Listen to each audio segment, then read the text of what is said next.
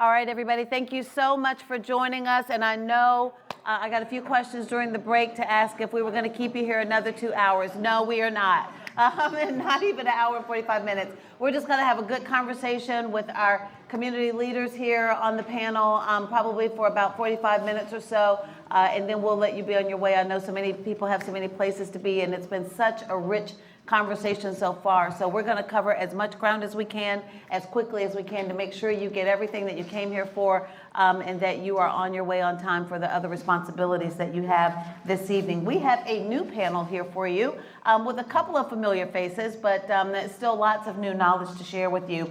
We'll do brief introductions in just a moment from each of you, just to talk a little bit about your background just for a couple of minutes, and then we'll dive into questions as we've done with our format all afternoon. But we are honored to have with us Representative Micah Caskey, also Dr. Joey von Nessen from the Darla Moore School of Business, Owen McBride back with us from the South Carolina Association of Counties. Andy White is joining us, developer at Saluda River Club, and also delighted to have Todd Glover with us from the Municipal Association, the executive director there. So, gentlemen, thank you all for being here. Representative Caskey, we'll start with you. This issue, the focus that we've been talking about today, South Carolina home attainability, policy analysis. We've talked a little bit about tax reform. Give us in just a few words what you think the most critical issues are on that front. Well, thank you first to everyone for having me today. It's a pleasure to be with you as always. And what a treat to start with such a softball. How do you fix it?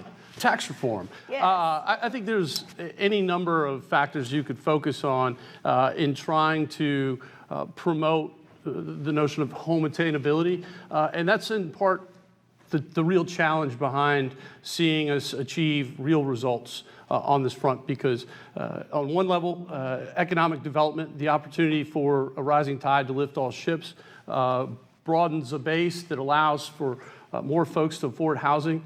And when you also could look at the tax code and where you could make meaningful changes there.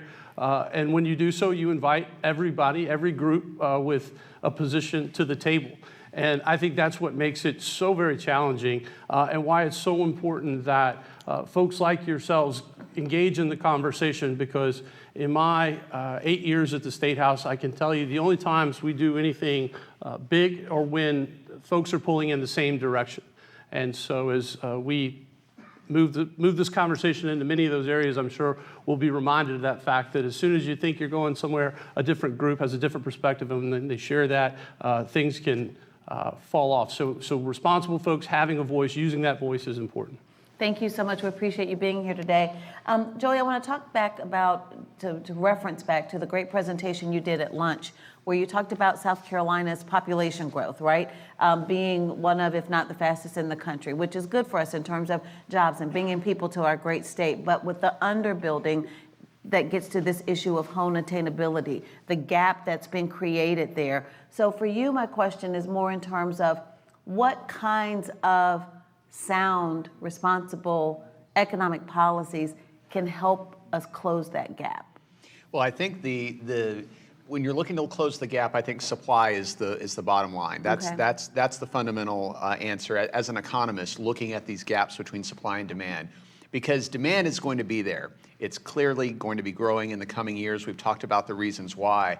And so I think policies that are geared at addressing this persistently low supply, low inventory level that has been building up over the last decade, that of course is going to vary considerably based on the price point we're looking at, depending on the areas of the state that we're looking at. But in a sense, it's not an easy solution, but it's very simple in some respects. That supply constraints are from an affordability standpoint, supply constraints are the major cause. And so how do we address that in a constructive way? I think that's the foundation that we build on. Yeah, the million-dollar question, to figure out that problem, to solve that equation, so to speak. Owen, we've covered a lot of ground with you today. You've shared so much great insight and analysis. What are we missing in terms of the key components that we need to be focusing on to be able to put the pieces in place to expand home attainability? I go back to getting all parties involved. There's not a legislative fix. There's not a state or a federal fix. There's not a local government fix. There's not a developer fix. There's not a rent fix. It's everybody working together and doing their part to increase the affordability of attainable and workforce housing. And I also think something that hadn't been talked about, but I know our General Assembly has discussed it in the past few years, has been rent control and just tenant protections. And I think that's something that has got to be taken up at the state level and making sure that the eviction process is a process of last resort, and that we tighten up those laws to protect the right to own a home and also to rent a home. And if you sign a lease agreement, there's got to be some sort of wiggle room within that to protect the tenants, but also protect the landlords and the property owners. So I think that's a conversation that I think's been started at the State House, but I think that it's going to be a more pressing issue as we head down the line. Thank you very much. Andy, come to you as a developer. What do you see as some of the key components of things or issues that we need to address to increase, improve, expand home attainability in South Carolina? Government screws up everything it touches. And there's nothing we can do in our industry to escape being touched by the government every day, every level. Whether it's Fed policy, running the rates up overnight like happened in the second quarter of 22, whether it's 388, which has completely distorted the real estate market in South Carolina at the state level, or whether it is the rampant, burgeoning NIMBY anti-growth movement that's popping up in every major county in South Carolina. Every one of those levels of government seemingly impacts our industry. Just the inflation that's happened post-COVID. I can go for a long time, but I won't. We'll come just back. hit the highlights right now. The highlight is that we're beholden to government at every level, and so far I can't think of anything positive that a government agency at any level has done to help foster the construction of new homes anywhere in the state. So that'd be kind of like, that's the first thing. We need reform. We need help. All right, and we'll come back and talk about some of those issues in just a moment. Todd, thank you so much for being here. What do you believe are some of the key issues, just maybe one or two key issues we need to address to improve home attainability? I agree on NIMBY. We also have what I call banana, which is build absolutely nothing anywhere near anything. We got that. And I think one of the key issues is we have got to. We're a rural state. No matter where we go, and our biggest cities are still small cities when compared to other cities in the country. I think we really have to get people away from the idea that density is a bad thing. We have to, quarter-acre lots make houses more expensive. Density has shown to be more efficient for local governments to service if they're in denser areas. And so I think we have to get to an idea, because it's counterintuitive to think that if I make a place more dense, that it's actually helping traffic than hurting it, because most people say, well, I'm concerned about traffic. Well, the worst thing you can do is build more and more quarter-acre lots further and further and further out, because all you're doing then is stacking traffic up for miles rather than into the core places where you're encouraging the density. Now, with that being said, it does take proper planning to do those types of things, because you can get in trouble if you do it the wrong way. But I think we've got to move away from the mindset that density is a bad thing. All right, thank you so much. I want to go ahead and come back to you, Andy, because we have talked in our last panel some about 388, and I know some of the issues and concerns and your frustrations have to do with the intrusion of the federal government in regulations in your industry. But on a state level, what is one policy change that you think could make a big difference? Well, I can't remember what the absolute current data is, but generally speaking, about 75 to 78% of white families own their own homes in South Carolina. and the corresponding number for African American families is about 52%. Joe, am I pretty close there? That's in the ballpark, yes. Right, so 25, 26% disparity. Hispanic families own their own home at a rate of about 44 to 45%. What that means is that Hispanic families and African American families are disparately more impacted by 388, because if you don't own your own home, you rent your own home. And if you rent the home, your taxes typically for the same square footage are going to be, dependent upon the county, anywhere from 4 to 5 times more for the same square foot as a primary residence. It's outrageous the impact that 388 has had, and it's even worse the impact it's had on our minority and rural communities. It doesn't matter whether you own a mobile home in Allendale County that you rent out to somebody, or you own a duplex in Marlborough County. If you have that on the rental market, you're paying a premium tax, and the people who live in that are having to pay it because you're going to pass it on through to them. So 388's the way that it taxes places where people still live, a rooftop where somebody goes home at night, taxed differently if you rent it or own it, is the one thing that the legislature could attack now, could change that now, without going through revamping the entire tax code. You don't have to do all that. Just treat a place where somebody lives the same, whether they own it or rent it. Representative Caskey, does that make sense to you?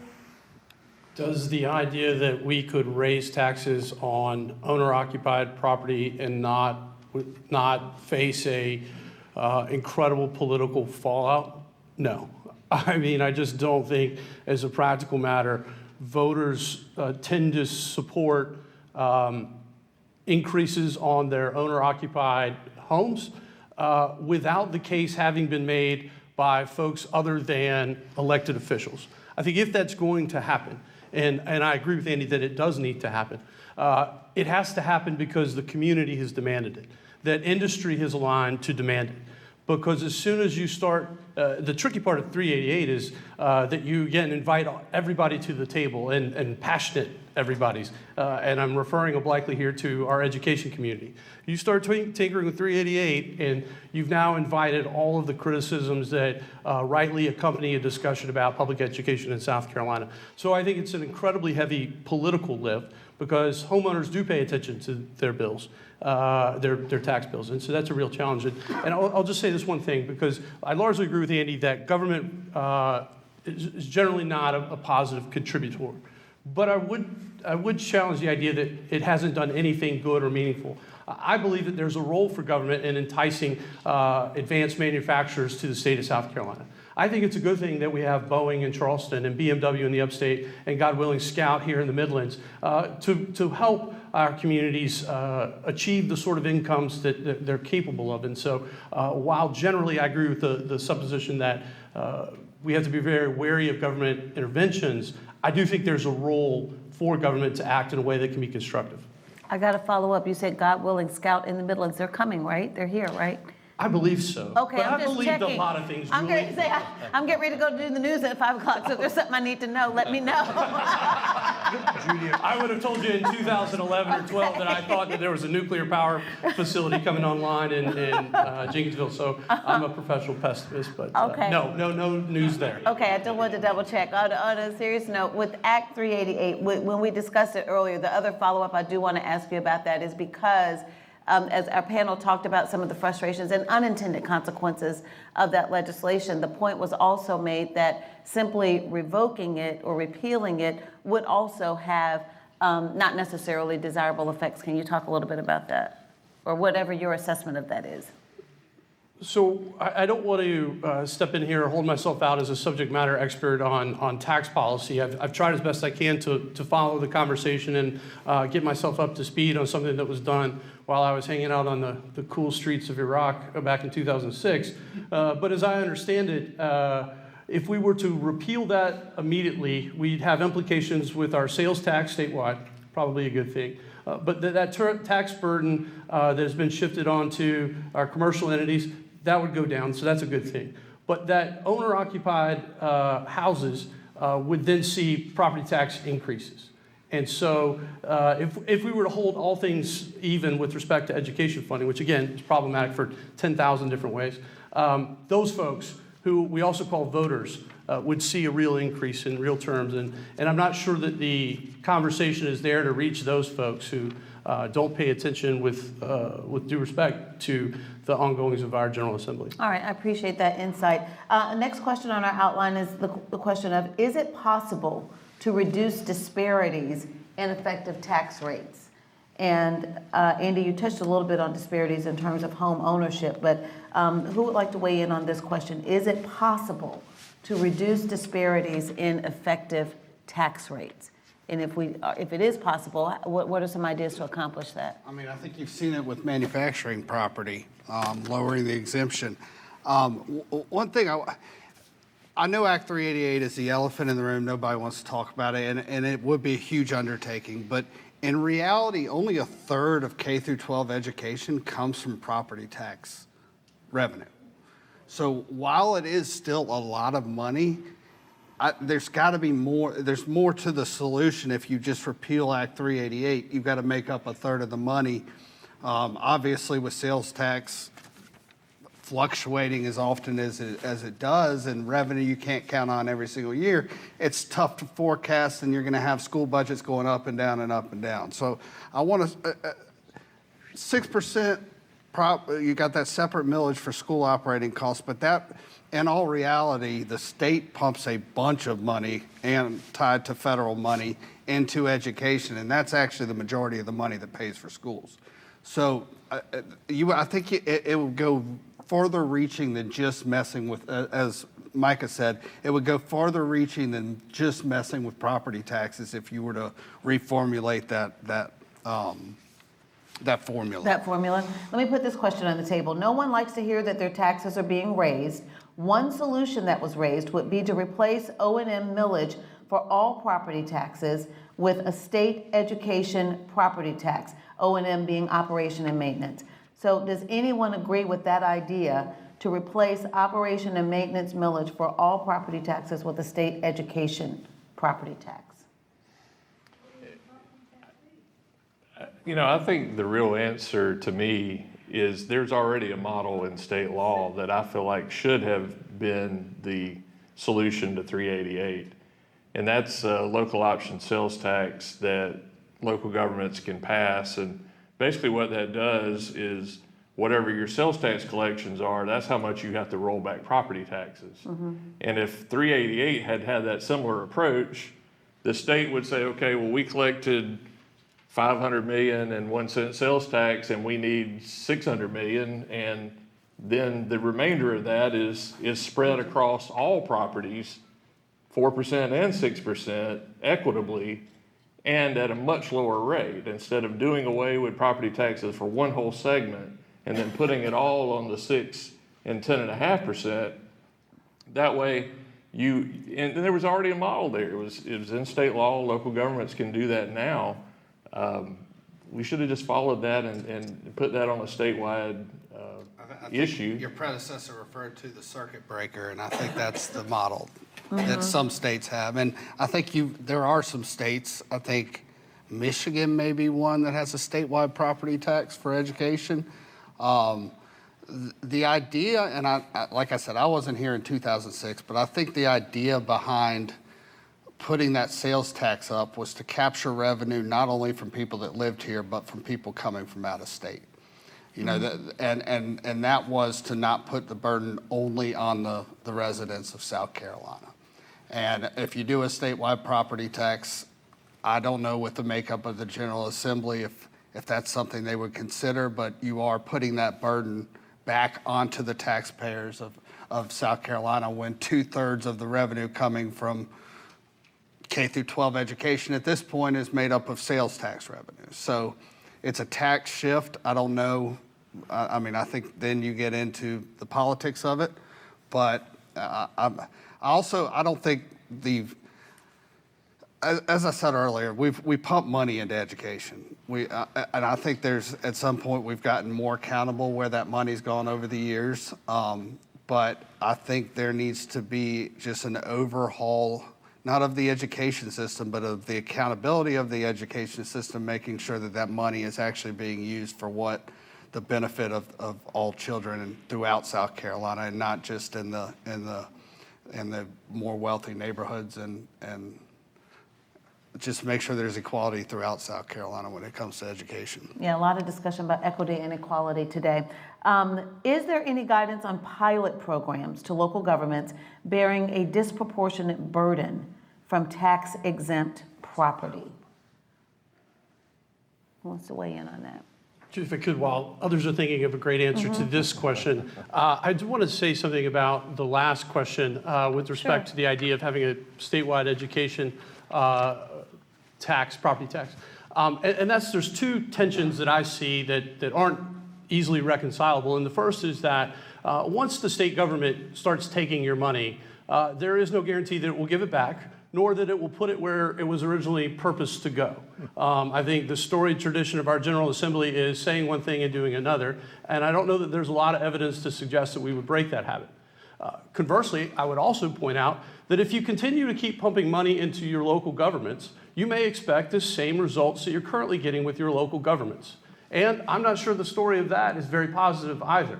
And best I can tell, the simplest thing I could tell folks is stop electing idiots.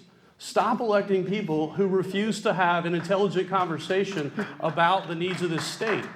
And that requires, again, sometimes not agreeing on everything, but being willing to learn and have a discussion about what the best policy is, particularly when we talk about things that are as necessarily tenuous as tax policy, education, and things of that nature. So I would encourage everyone to view with scrutiny the folks that you're casting your vote for. And I would encourage you all, again, and I'm sure I'm preaching to the choir, that you all need to participate in all elections. And specifically, I'm thinking of the primaries here. And I'm not asking you to vote for Republicans. I'm certainly not asking you to vote for Democrats. But what I am saying is you need to come out and vote. You need to have conversations with your elected officials so that they can then understand what the demands are in your life and in your world and with the people with whom you spend time. So thank you for the digression. That reminder. Absolutely. We've talked about that a little bit today, about the need to be engaged in that our elected officials respond to constituents, you know, and it's necessary for all of us to be involved in the process. Did we have any thoughts on that question about pilot programs to local governments bearing a disproportionate burden from tax-exempt property? The only thing I'll say is anytime you exempt property, it's a shift. You're shifting that tax burden to somebody else. So, and I know it's a big problem in the city of Columbia, well, in the downtown area anyway, where they're trying to come up with some strategies to overcome that. Well, let's shift the focus a little bit and talk about rising prices of housing and rent, something everybody can certainly relate to. Andy, I'll start with you on this one. We've seen the price of housing and rents rise dramatically over the past 2 to 3 years. What do you think the biggest contributing factors have been? Inflation, pure and simple. At a minimum, if you go back to the dark ages before COVID, as late as the fourth quarter of 2019 compared to today, the most favorable comparison I can come up with is that the cost of the sticks and bricks necessary to construct an identical home are up 26%.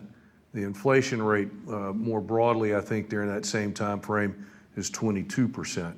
There are aspects of a home construction, though, that we've seen threefold increases in certain materials. And it feels like 40% is kind of the number that we can attribute to the labor inputs. So it really doesn't matter whether you're building a starter home or a luxury home, the costs are up. The cost of delivering a finished lot with the PVC pipe and the copper wire and the transformers and the concrete and the asphalt, granite. We've got granite quarries all over the state of South Carolina. Granite's up 65% in the last 5 years. So every possible input that goes into building a house of any sort is up. Profit margins are thin, and then you add the cost of financing.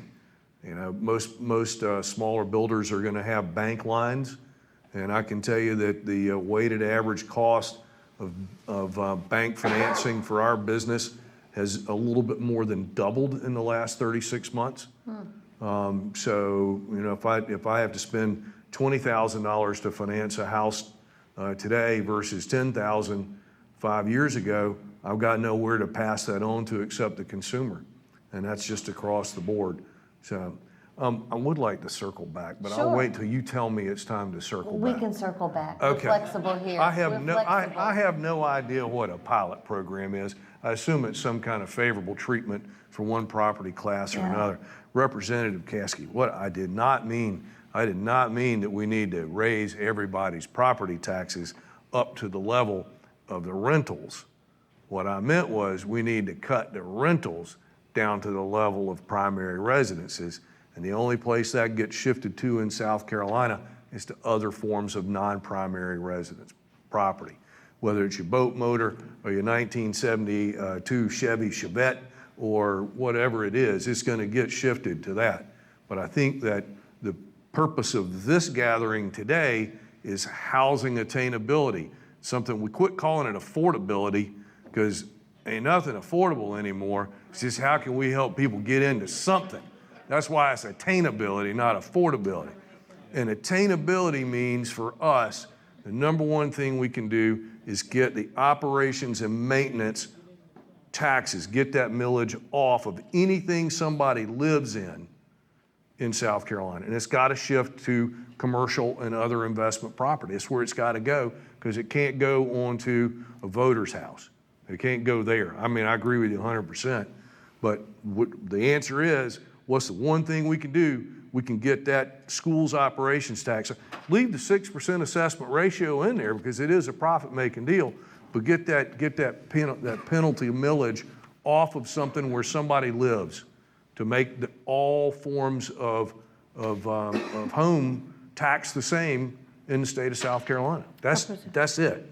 Anything you want to add, Representative Caskey? I will just say on the nomenclature with attainability, it reminds me of the last time I was checking out at a grocery store and the terminal says, like, this is the price, is it okay? And I was like, it's not okay. It's not okay, but I'm here to pay it and hit the green button. But no, I think Andy makes a great point on that front. Okay. Yep. All right. Thank you for that. And I know we had a representative. I'm not sure if she's still in the room, but you made me think, Andy, about something I read recently about Habitat for Humanity, right? Their whole mission in terms of being able to get families into homes. And I can't remember the years, but it was saying however many years ago, it cost them about $70,000 to be able to build that home. And now it's $160,000, which is a big barrier to overcome in terms of trying to, that they have more families on the waiting list now for trying to make that happen. Judi, whether it's Habitat for Humanity or any other form of housing, I mean, I can tell you for years and years, the bread and butter product of home builders in the Midlands, and I'll talk about just the Midlands, and it was kind of the same in the other parts of the state. I've built in every major market in South Carolina, but I can tell you that the bread and butter was a house somewhere between $150,000 and $200,000.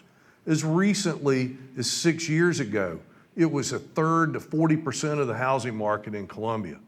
In the new home building industry right now, I think in the quarter just ended, I don't think it was but 8 homes that closed under $200,000.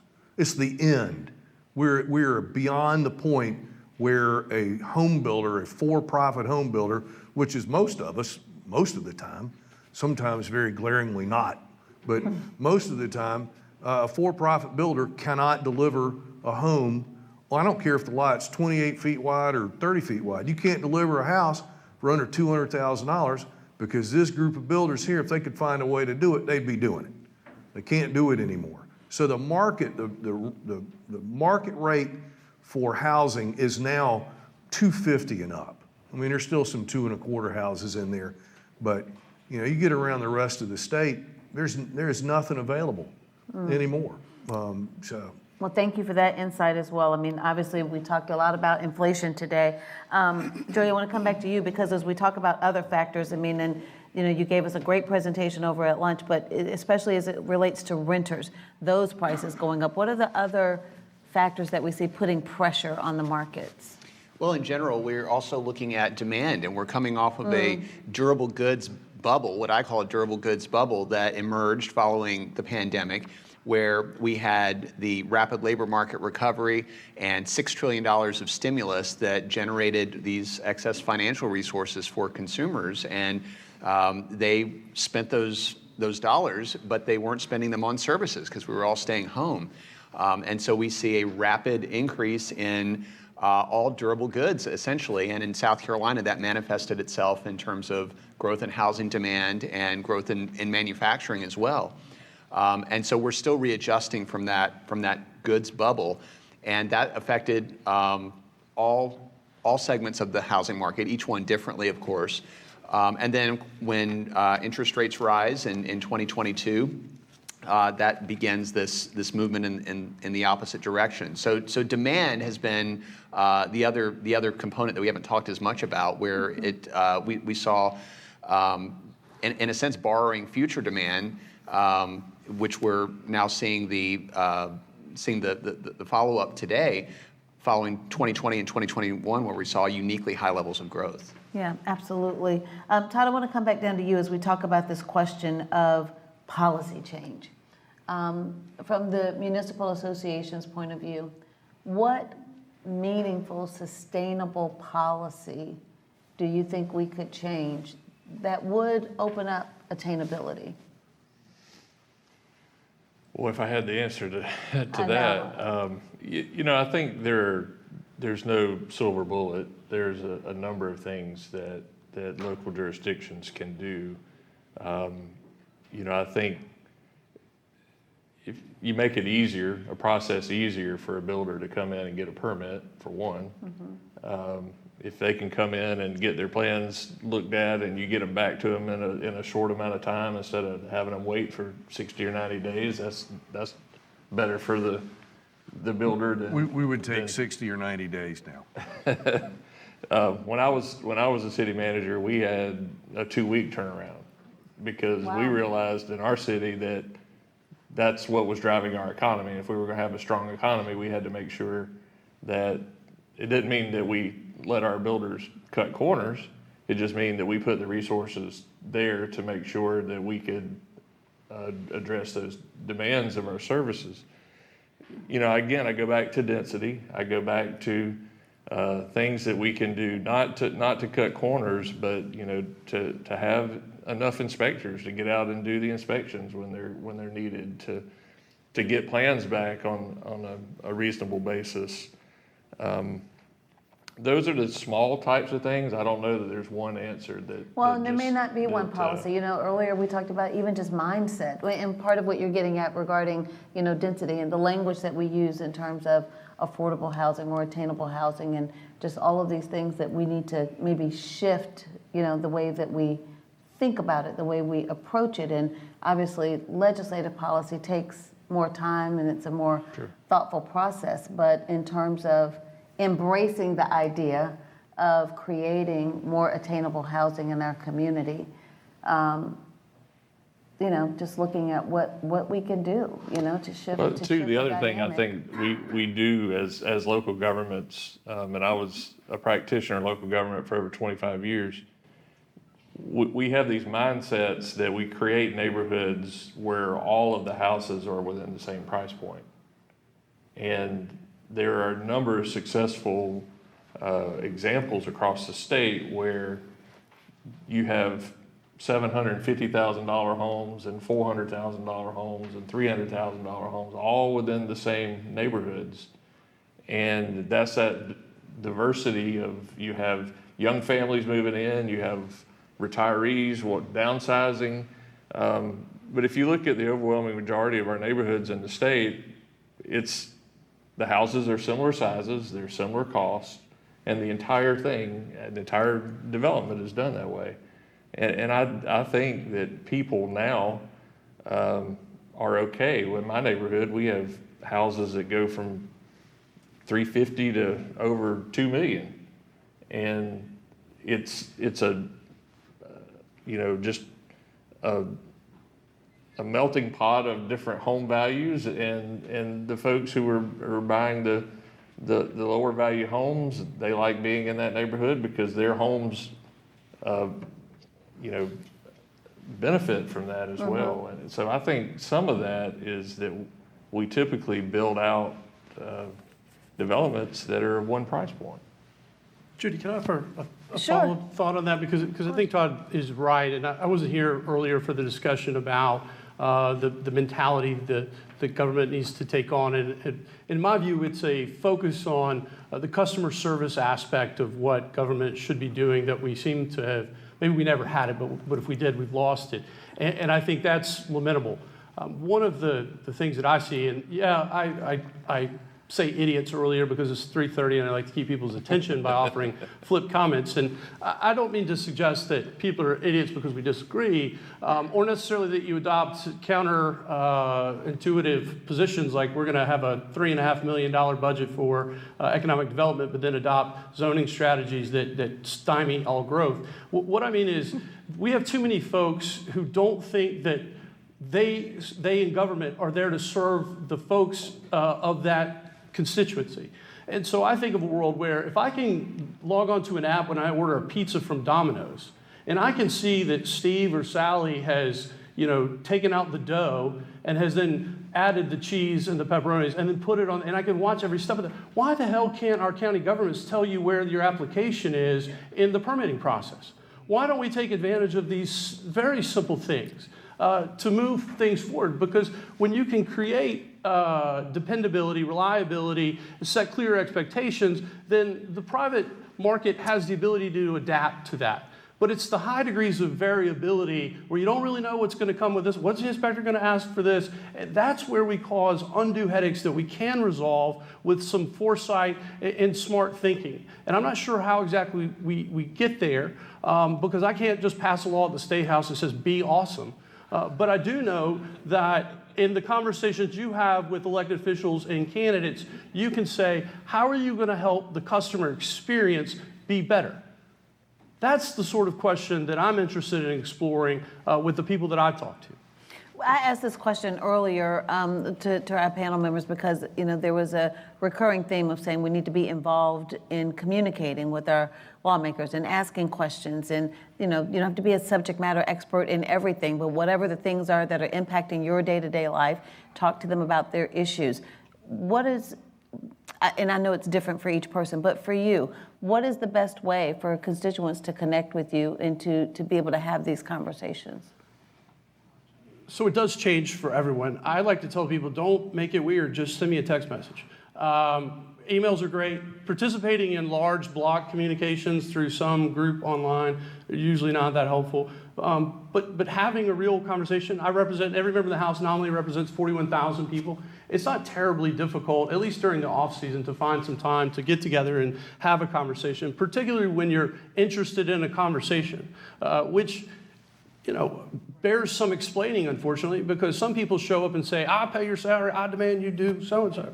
And I'm like, that is a perfectly legitimate position to take. I'm not sure where that ranks in the scale of effective advocacy, but that's your prerogative as a citizen to do that. When I've had the opportunity to meet with someone and have a conversation, it's helpful to then know that I'm in a place where I can ask more questions and confess what self-evident here. I don't really know everything I'm talking about. Sometimes it's just talking. Unfortunately, unlike some of my colleagues, I didn't get any magically smarter just by getting elected. I'm envious of those who did, but having the ability to have a conversation with people starts with just picking up the phone. That's what I tell people all the time. Just pick up the phone. It's a good reminder. I mean, even in my world in media, it's so funny. Sometimes we'll get these emails that somebody will put my name at the top, but it's clearly a form email, and they've sent it to everybody in the newsroom. Like, I'm not going to talk to them and know that they sent it to them, and I'm like, we all got the same email, so just go ahead and copy us all or pick up the phone and call, and we'll take it from there. Oh, and as we look forward, I'm about to open the floor for questions if you guys have any final questions for our panelists before we wrap up. And we touched on this earlier, but just in terms of, we've been talking a lot about policy, but also just in shifting our mindset in the way that we do business, in the way that we approach this issue of attainability. What is one thing that, if you could just change it today, you would? Sure, and I echo everything Todd said from a local level. But I think we got to think outside the box. And I think Yeah. one example of that was the bill that was referenced earlier by Scott, the using of a local accommodations tax for workforce housing. You know, locals collect a lot of money. There are some caps on the amount that they can tax at the local level, but if their constituents are all of these local taxes require a referendum. If their constituents are willing to go to the ballot and vote for an extra penny sales tax in order to help out at the local level, I don't see how anybody should oppose now. Now, there's some sentiment by several members of the General Assembly that we don't want to give locals any more taxing authority. They're already overtaxing, and I certainly understand that perspective from some counties. Like I said, if I had to sit up here and defend every county, I wouldn't have a job, and I would not be nearly or I'd be a lot more hated than I am. But there is something to be said about the referendum process and letting voters in a city or a county elect to tax themselves in order to fix a problem that they recognize. And I would implore that program, I know it's rolled out in Beaufort County, they're in the process of implementing that because they've come up with a huge workforce housing crisis as the hospitality industry is having to travel hours in order to get to work.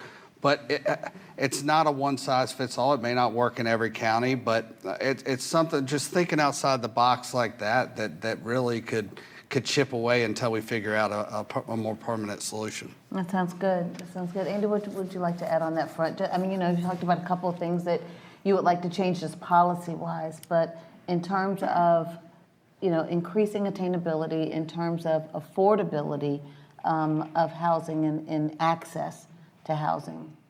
Judi, I think that the one thing, and 388's a dead horse now. We don't need to shoot at it anymore. We're not going to get any relief on that. I think the second most glaring obstacle to achieving any sort of attainable housing for those who don't have it is to adopt a common language. And I'll just give you an example. Okay. I build houses in the neighborhood, and I don't just build houses. I build houses for young couples that have not yet had a family. I build houses for young families where the children are 10 and under. I build houses for families that the children are 11 to 18. I build houses for empty nesters where they're still working. And I build houses for retirees where they're not working. And I build houses for single females under the age of 50 and single females over the age of 50. I don't build houses for single males because they don't buy houses. My point is that in order to attack the problem of how to sell houses in my neighborhood, in my business, we segment the consumers into definable groups. Group A, Group B, Group C, however many groups it takes. The segmentation strategy that we deploy in our business is absolutely missing from this discussion about attainable housing, because attainable housing means something different, I would submit, to most of the people in the room. When we did the first housing conference, 2018 or whenever it was, we went around the room and had everybody define what attainable or affordable housing, we could still call it affordable then. What was affordable housing? And everybody had a different answer. And 5 or 6 years later, we still got the same. It's like we're in Babylon. We're just speaking gobbledygook because you don't know what I mean when I'm talking about affordable housing, and you don't know what she means. What we need to do is stop long enough to adopt segments and understand what the definitions of those segments are, and then talk about how we can address each one of those segments with a unique answer, a unique business proposition, whether you're an NGO serving folks on the coastal plain of South Carolina, or whether you're a Habitat for Humanity, or whether you're a for-profit builder trying to build affordable housing for the workers, for our public servants at the lower end of the salary range. We got to have at least definitions we can all agree to. You know what, that's a great point. We actually had that issue come up with the word rule earlier, to define what do you mean by rule, because if you ask. We can't ask the legislature to solve a problem that it's not defined. And that's what we keep doing. That's why we're banging our heads against this, because we can't define the problem and agree to exactly what the silos are, and we need to do that. And I wouldn't go to Representative Caskey or anybody else at the legislature and say, hey, we really need help solving this attainable housing problem, because we would just spew junk at them. Because there's nothing, we don't have an answer. We can't expect them to have an answer if we haven't defined the question. The question. So. Do we have any questions from the audience? Yes, over here. Thank you so much. If you would stand up, the microphone is on its way. If you'd be so kind as to introduce yourself to our panel, we would appreciate it. My name is Linda McDonald. I am a part of More Justice. My church participates in a nonprofit organization of 26 churches in the Midlands.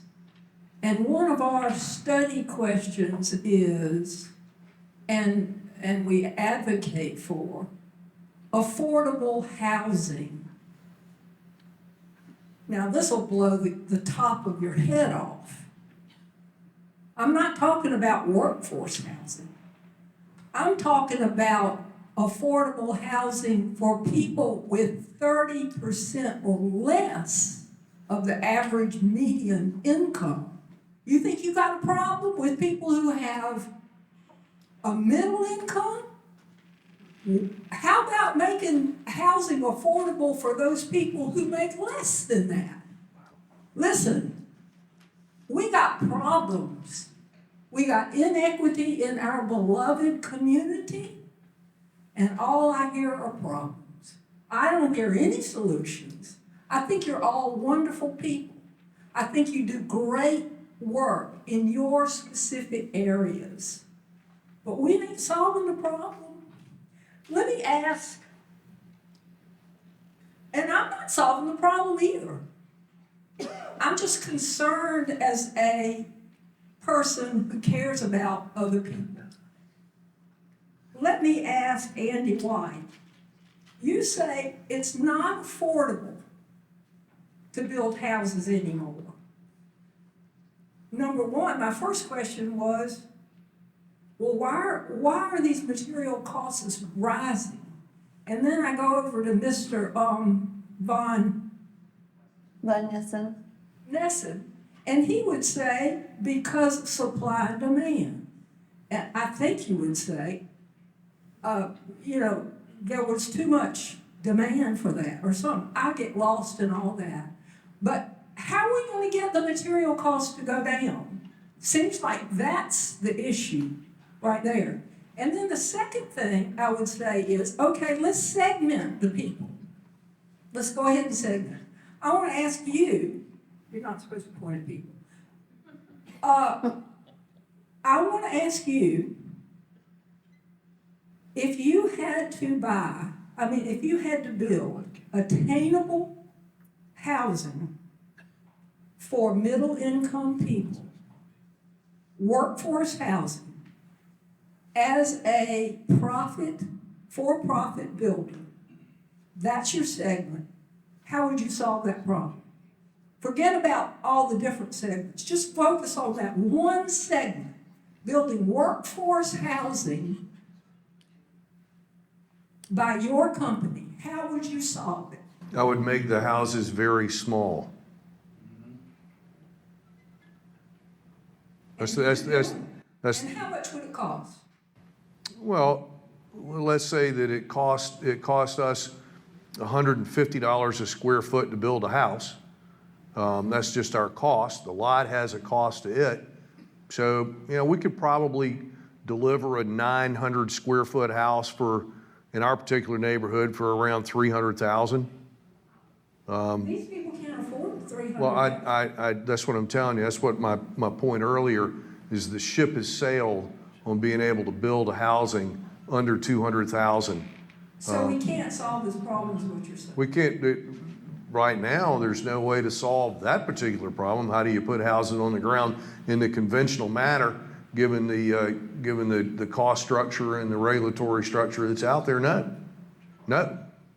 Well, and I think that's been part of the conversation and the dialogue today in terms of thinking out of the box, to use the phrase that Owen used earlier, to think about other solutions versus the traditional homes that we would think of in terms of providing attainable shelter, living arrangements for people, and changing our mindset for more dense communities and looking at other locations and just really opening up in terms of what we're willing to consider as a community. I mean, you know, we talked about legislative issues, we've talked about the economy and other impacts on that, and that's really the whole point of this conference today, is to kind of peel back some of these layers and see where our state has an opportunity to make some progress on this issue, because that's the failure right now, is that there's a big gap, and that affordability and attainability is getting harder and harder to achieve, and will continue to do so unless we are able to shift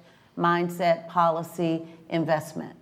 And I'm Go sorry. ahead. Yeah, please. No, I was please gonna add in. offer one comment, and I would say that the other thing we haven't talked about is the difference between the short run and the long run. And I think that's another important component, because when we look at short run housing costs and we talk about factors associated with inflation and commodity costs and lumber costs and all the rest that fluctuate, we're looking at a labor shortage right now, right? So that's putting upward pressure on wages, and labor is the biggest expense for most businesses, including those in the housing industry.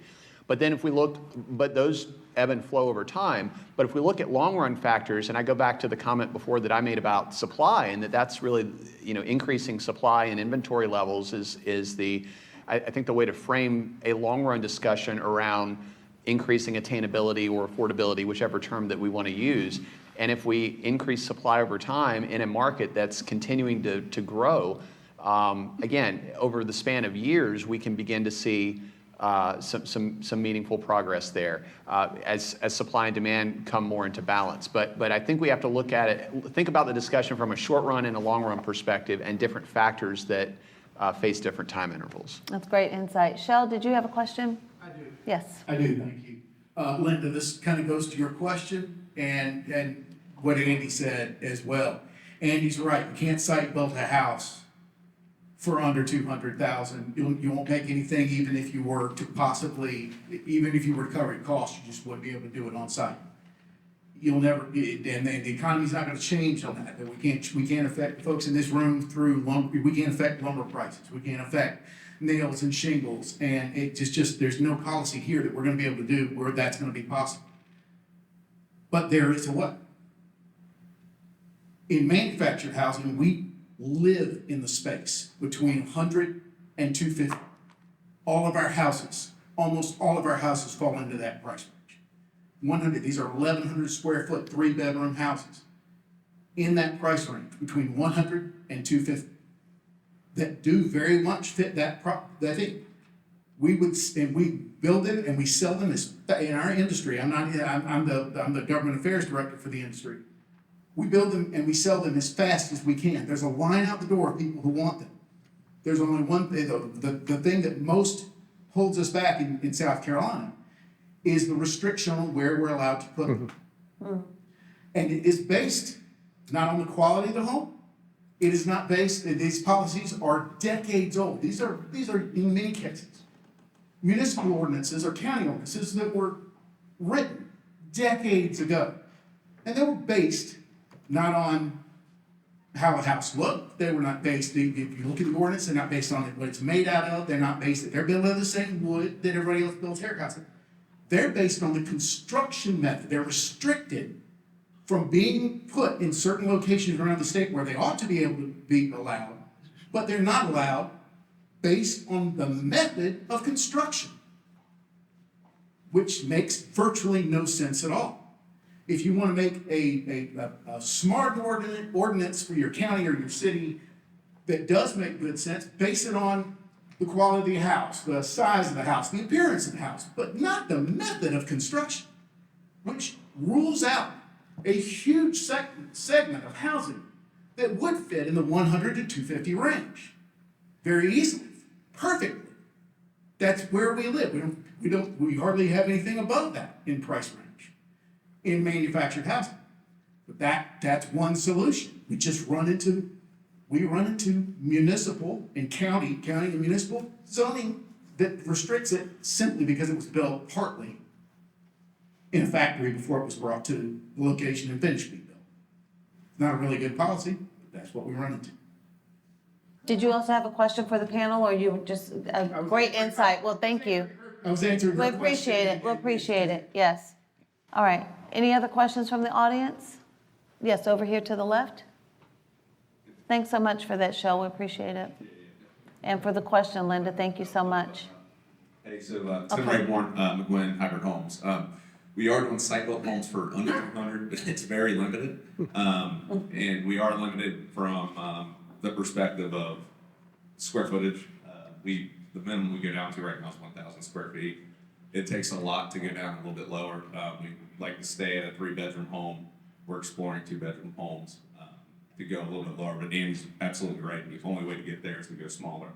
And a lot of municipalities don't want that. A lot of the developers and development developers don't want that as well. And that's on a 40-foot lot that we're building that in. But we are actively looking for that. I mean, we pride ourselves on looking to serve the underserved. But we are looking to do that and expand that in our market. So.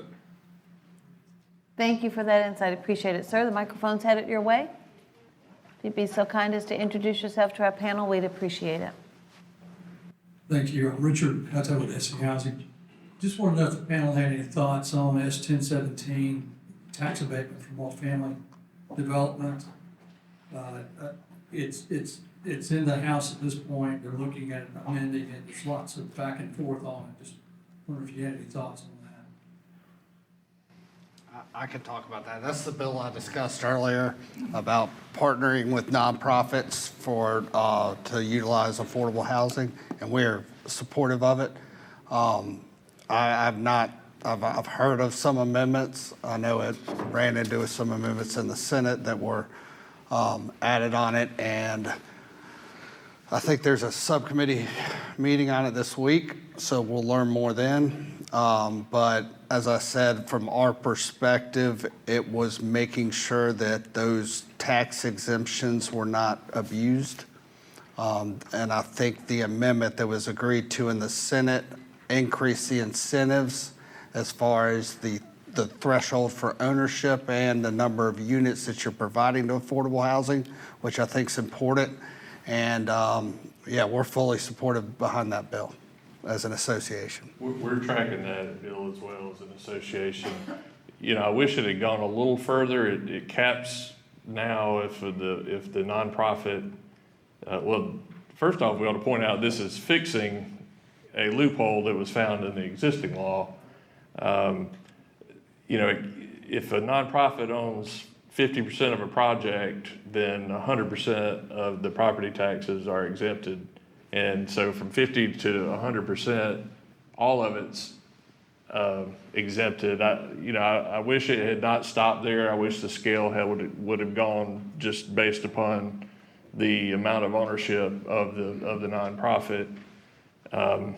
It's gotten another piece tacked onto it about annexation that I don't love. And I just think that's part of probably this time of year where the Christmas tree bills start after crossover day. But, you know, I think it's a start towards fixing an issue that I don't think anybody intended when that initial law was passed. I just wish it went further. I just wish it mirrored the actual nonprofit participation. Because again, the more taxes that we forgive for someone, we're putting on to someone else. I don't know anything about it. I've got 2 more minutes this evening, but tomorrow morning I'll dive in. Thank you so much, Mark. I want to go back and agree exactly what Joey Nessen was saying earlier about supply. We'll push this to Andy White in a second. I think sometimes we kind of, we understand, we see our neighbor building a house next to us, but I think the process of doing a development, and Andy's kind of innately aware of how to build a development. How long does it usually take you from planning from the first step all the way till you can start building a house till you have that development ready to go? And that's a single house. Let's just say 150, 200 house development. Well, before before COVID, when everybody checked out and nobody came back mentally. That was an 18 to 24 month process. My identification through acquisition, entitlement, land development to be ready to build a house. Now I got to think that that if you can do it in 36 months, I think you're doing pretty well. Some other guys might have a little bit better success based on the jurisdictions where we're doing business. Now everything really is doubled what it takes to deliver something. So if I want to, I have to be looking at 2027 if I'm buying a new piece of property now to start the whole process. And I mean, it's like stuff that used to take, no kidding, 2 weeks turnaround on a bond estimate approval. And we're 11 weeks on average for the last 3, just to get comments back, just stuff like that. It's just absurd. But that's what we're dealing with. I don't disagree with you. I'm kind of go back. Let's look at another county. It's one county you're aware of too. If you found out that you're having issues to building anything in the county, let's say you have a 10-acre, maximum lot, 10 acres that you can actually disturb. I mean, would you ever look at building in that county? So if it's taking these, let's say, 3 to 4 years to actually plan to get to construction, if you start seeing areas where you can't build, they're not very friendly to build in the municipality or county, are you looking at those any further? So my point is, I think it's incumbent upon us. I mean, I'm a market participant, and my market is home building and selling and land developing. So if somebody wants to live somewhere, I have to go try and figure out how to provide housing for them there. I don't think that I wouldn't tuck tail and run, but understand that everything I'm going to be building, the more difficult it is, the more expensive the house is going to be, period. So am I answering your question? I'm not going to retreat from an area that's made it more difficult to build if people want to live there and they're willing to pay the price, willing to pay what it takes to deliver that house on a lot in a neighborhood in that jurisdiction. It's just getting more and more difficult because of the rampant NIMBYism that's just a fire throughout South Carolina. I was kind of thinking, I think you made the point better than I did. I mean, I look at when we look at these moratoriums, and we see moratoriums come up all around the state.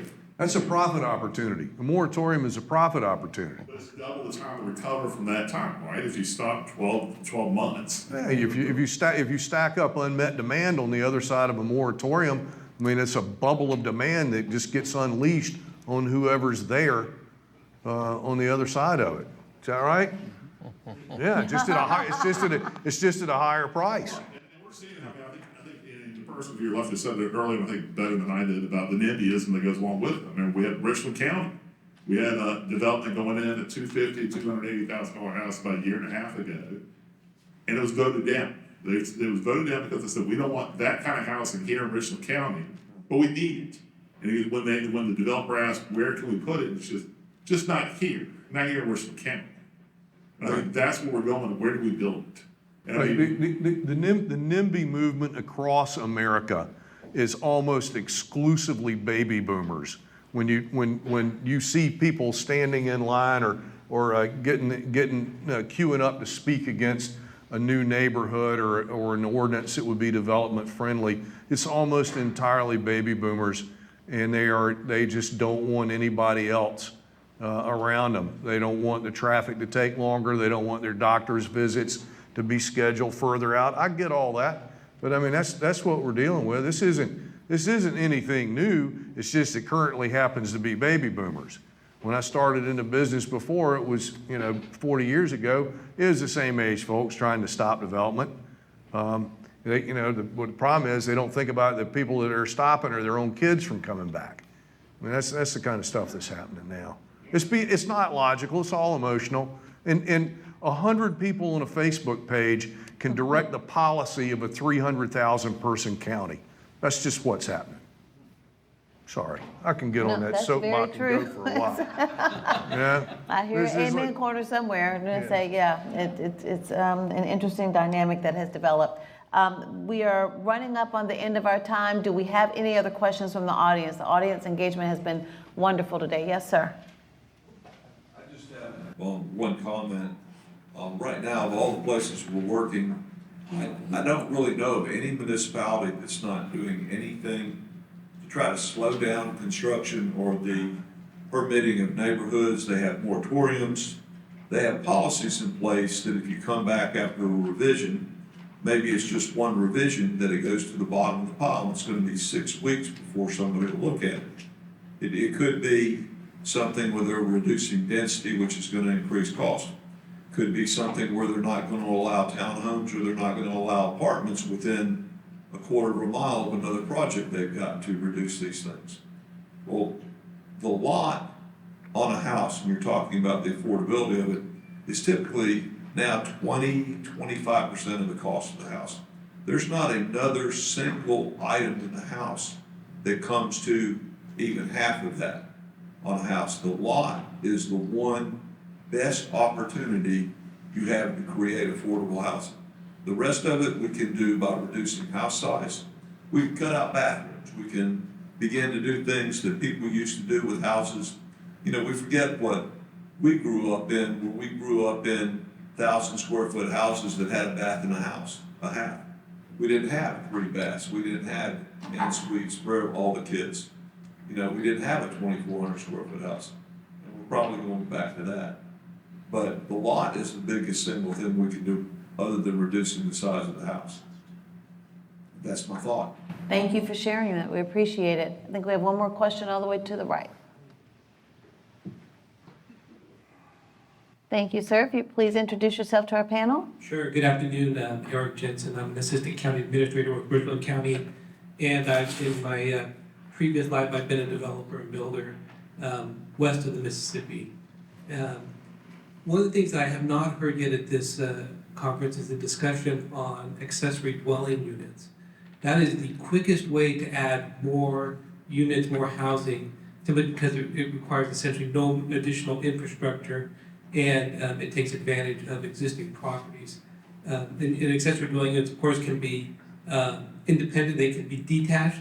They can be simply a space within a larger structure that is now only occupied by 1 or 2 people because the children have moved out. Okay. So I have not heard a discussion on this yet. And I know Charleston is kind of aggressive on this, and I know a lot of communities in other areas are aggressive, but I have not seen that in our region yet. There's stuff going on. Different jurisdictions across the state of South Carolina are reacting differently. I'm sure you're well aware of that. We included ADUs in the master plan community that I'm using, and to my knowledge, other than a mother-in-law or father-in-law coming to occupy, we haven't had any outsiders. They're allowed under the covenants to rent one, but we haven't had any outside activity on that. So I don't know if that's a thing for some of the more suburban markets in the state, or if it's really kind of an urban thing or inner ring suburb thing. But you're absolutely right. That's the way to do it. And I think it turns out where the jurisdictions who are most opposed to ADUs are the ones where they would be most helpful. I live in a T&D, and probably 95% of the houses in our neighborhood have accessory units, and they're completely 100% rented.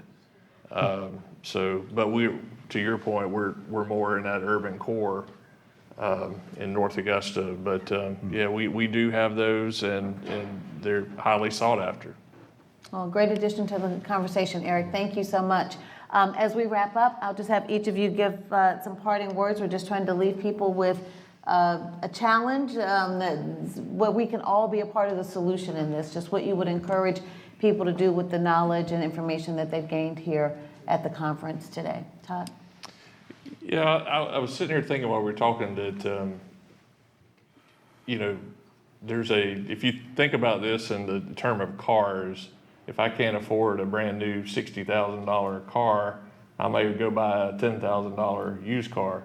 And I think a lot of what we're talking about is not talking about existing inventory and providing inventory to move up to new homes, and then providing existing inventory for people to fill in. I think that's a crucial part of the attainability discussion, but I think now there are so many issues facing the existing inventory of people purchasing them for Airbnbs, people purchasing them for investment properties and things like that. I think our lower priced homes are your 1960s, 70s ranch homes that are out there now that are affordable.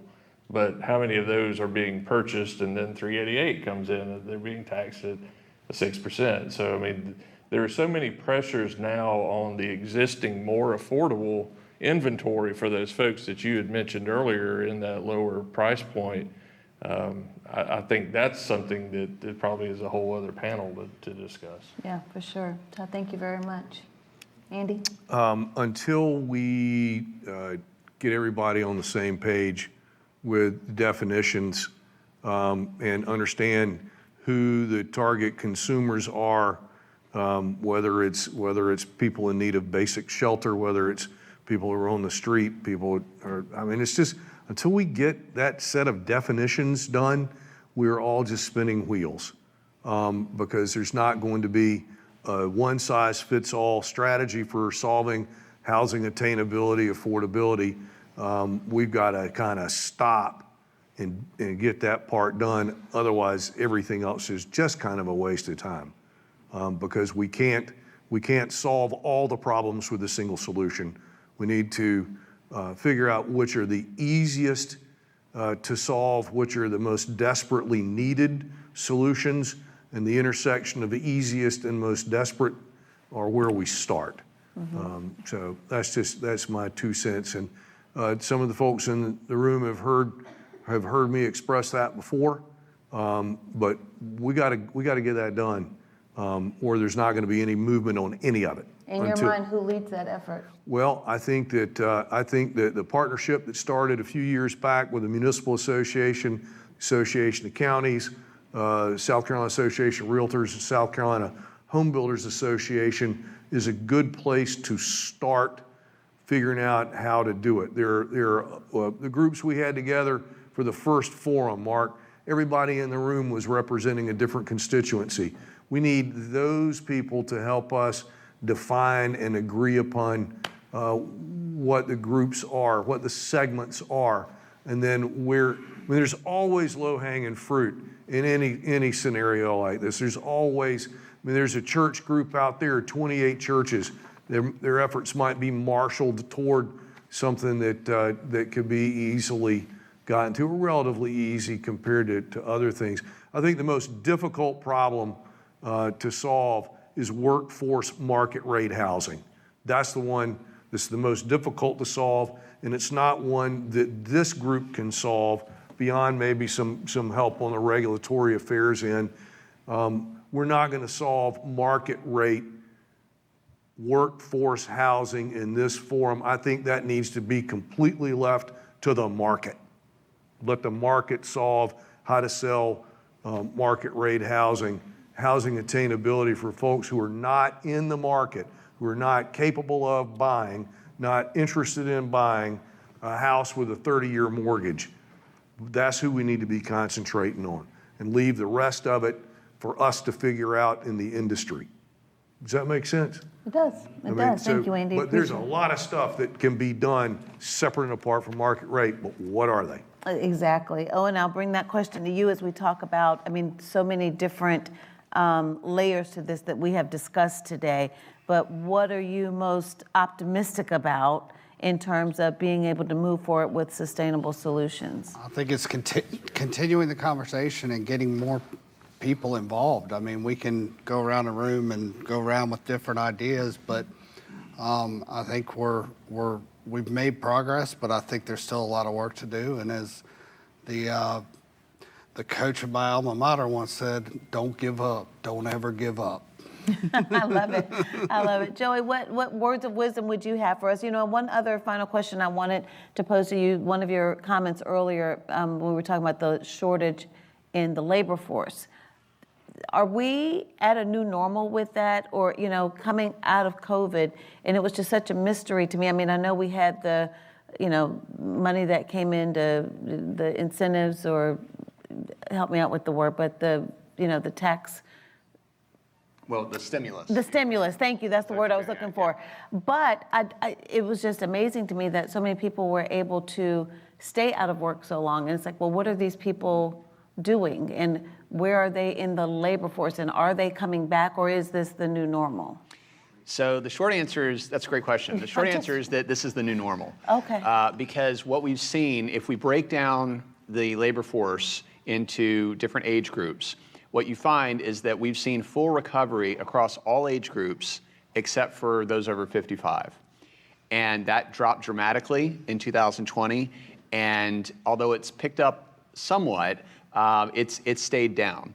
And so I think this is a permanent change because it basically reflects baby boomers who, during the pandemic, were concerned about getting sick, particularly before the vaccine was rolled out, and we're also witnessing a very strong stock market. Their 401ks were doing well. So they looked at that and said, you know what, this is a good time to leave, and they have stayed out. Now, we had labor force participation drop across all groups, and it took a while for that to recover, but for 55 plus, it really hasn't. And so we are continuing to see this aging of the US population. So as a result, long story short, this labor shortage is likely to be with us for the foreseeable future, and that's something that we as a community are going to have to deal with through incentives, through innovation, relying less on labor, through immigration, and I don't necessarily mean international immigration, though that too. I'm also talking about from North Carolina, from Georgia, from other states, from being competitive, bringing workers in, attracting and retaining talent. But yes, this is going to be a bottleneck on our growth for the foreseeable future. So it's going to be an ongoing challenge. And to circle back for a final comment, to leave on an optimistic note, getting back to a 30,000-foot view, as an economist, again, we always talk about supply and demand.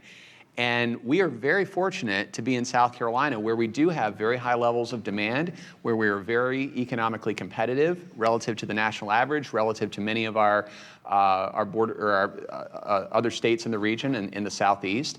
And this is a good thing. We want high demand. We want to continue, because demand is going to help us to continue to grow. So that's a good thing. So getting back to affordability, looking at the supply side, it largely comes down to how do we successfully enact policies that can help increase housing supply, and that can take all different forms. But that's a critical component, and the critical component, I would say, with respect to affordability. So demand is good. In a sense, it's a good problem to have, but solving those supply challenges is going to be critical for our success going forward. Thank you for that valuable insight. Very, very helpful. Representative Caskey, you're going to leave us on a high note. What are we encouraged about in terms of being able to really address these issues? Well, I don't know there's a high note about baby boomers. Damn you. Damn you all. Let me share. I don't mean to. No, please. So my dad is a baby boomer, and I talked to him about these trends and how we saw a rapid increase in the labor force back in the 70s. We basically had the inverse of this. Mm-hmm. So they were all coming in, now they're all exiting, and so my dad says, yeah, we baby boomers, we were a problem coming in and we're a problem going out. Yeah. That's funny. Well, I will say on a positive note, I think there's a lot to be said for the fact that you all are still here on a Monday afternoon trying to work through this set of problems. And it would be far easier for you all, probably more profitable to not be here today. So I take some encouragement from the fact that you're engaging on this important issue. Though I would hasten to add some words that were shared with me, not too far different from what the gentlelady suggested earlier, which is that if you spend too much time admiring the problem, you don't fix it. And what I mean by admiring the problem, and what this battalion commander had told me long ago, was if you just keep looking at it going, damn, that is a big problem. Oh, gee golly, we got a big problem. Oh my goodness, that is a big problem. The paralysis by analysis leaves you with something unresolved. And I would also add, just as a corollary to that, if everything is a priority, nothing is a priority. So I appreciate the opportunity to be here. I'm happy to serve anytime I can. Don't make it weird, just shoot me a text. And if I can ever help, just let me know. Thank you. That's my takeaway from here. Don't make it weird. Listen, as a military spouse, thank you for your service. I want to thank all of you for your time and your attention today. I mean, this is, these are big topics that we've discussed. There's so many layers. It is very complex. And, you know, the paralysis of analysis in terms of feeling like you have to have the perfect solution to keep you from moving forward. If we just come up with, you know, bits and pieces that can help improve and make improvements in the long run, we really can make a lot of progress because we have so much to work with here in South Carolina. And, you know, a lot of that is starting with all of you. So let's thank all of our panelists for being here with us today. Representative Micah Caskey, Dr. Joey Von Nessen, Owen McBride, Andy White, and Todd Glover. We especially want to thank the Home Builders Association of South Carolina for all that you do. Thank you so much, and a very special thank you. We could not do it without our incredible sponsors, Lennar, Mungo Homes, Clayton Homes, and Connolly Builders Incorporated. So please, in terms of everything that you do, and you have an opportunity to do business with those sponsors and to thank them for supporting events like this, this really is a place where big ideas start and great things can happen. Thank you all for being here today. Thank you. Good job. Thank you.